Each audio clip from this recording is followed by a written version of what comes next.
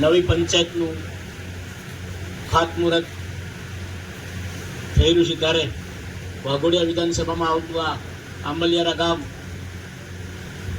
અંદર આ હરેક ક્ષેત્રની અંદર વિકાસ કામની અંદર જ્યાં જ્યાં કોઈ જગ્યાએ બાકી રહી ગયા હોય એવા આંબલિયારા ગામમાં પંચાયત ઘરના ખાતમુહૂર્તની અંદર સતત આપણને છેલ્લા 5 વર્ષથી આપણને માર્ગદર્શન આપણા વચ્ચે ઊભા રહેશે એવા આપણા લોકપ્રિય ધારાસભ્ય, આપણા જિલ્લા પંચાયતના સદસ્ય અને આરોગ્ય સમિતિના ચેરમેન સન્માનીય ભાઈ શ્રી નરેન્દ્રભાઈ રોહિત, તાલુકા પંચાયતના સદસ્ય, જિલ્લા પંચાયતના સદસ્ય કામગીરી કરતા હોય અને આપ સૌ એમને જોયું છે કે નાનામાં નાનો કાર્યક્રમ હોય તો પણ રસિકભાઈની હાજરી દરેક જગ્યાએ હોય એવા આપણા વિધાનસભાના જ રહેવાસી અને નવનિયુક્ત પ્રમુખ ભાઈ શ્રી રસિકભાઈ, જિલ્લા પંચાયત સદસ્ય અને આરોગ્ય સમિતિના ચેરમેન ભાઈ શ્રી નટુભાઈ, જિલ્લા પંચાયત સદસ્ય ભાઈ બેનશ્રી, તાલુકા પંચાયત સદસ્યના બેનશ્રી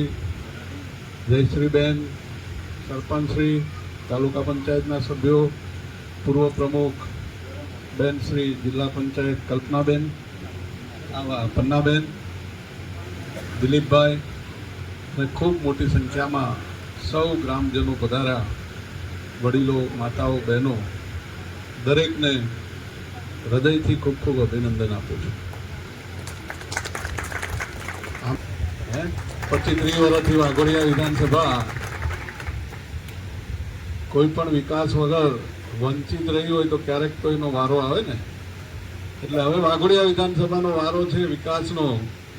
એક પણ કામ આજે અમારી ભારતીય જનતા પાર્ટીની સરકારના મૃદુ અને મક્કમ મુખ્યમંત્રી શ્રી કાયમ અમને કહેતા હોય છે કે સારા વિકાસના કામ લાવો.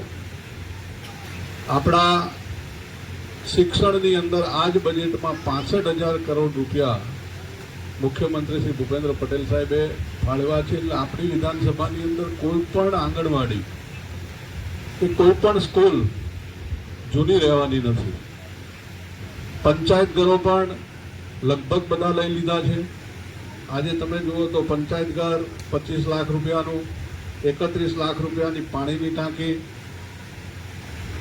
5 લાખ રૂપિયા સુરક્ષણ દિવાલ, 2 લાખ રૂપિયા આપણા માથીજીની વોલ મંદિરની, 10 લાખ રૂપિયાનું સ્મશાન અને આપણે આ તળાવ પણ આપણું બ્યુટિફિકેશનમાં લઈ લીધું છે. એટલે ટૂંક સમયમાં તળાવ પણ આપણું મંજૂર થઈને આવી ગયું.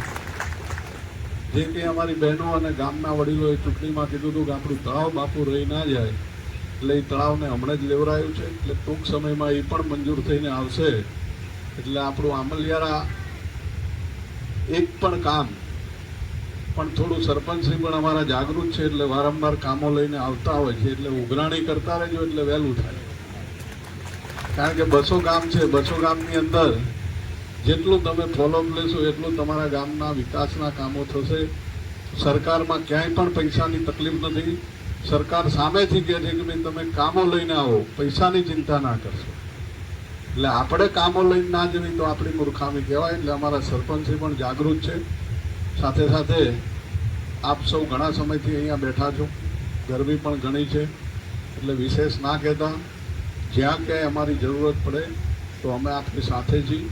ગમે તે કામ હોય રાત્રે આપ અમને યાદ કરજો. આ આંબલિયારા ગામ માટે હંમેશા અમે 24 કલાક જાગતા છીએ, આખી વિધાનસભા માટે.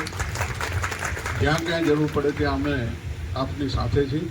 વિશેષ ના કહેતા